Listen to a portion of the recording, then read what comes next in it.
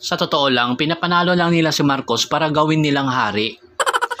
Gastuhin ang pera ng bayan sa ating mga mahihirap para sa kanilang party-party, sa kanilang event, sa kanilang travel-travel, sa mga flood control na walang nakontrol. Ganon kahipokrit, ganon kakumatos ang ating mga kababayan. Kaya hindi tayo aasinso habang buhay.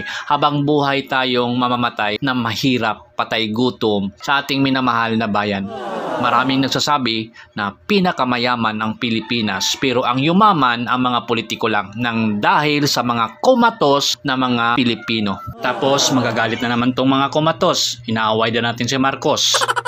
Mas mabuti pa nga yung mga aso eh. Pag may dumaan na mga masasamang tao sa bahay ninyo, sigurado ako, tatahulin talaga yun. Pero itong mga kumatos, wala tong feelings. Walang pakiramdam. Yun ang tunay na meaning ng mga kumatos.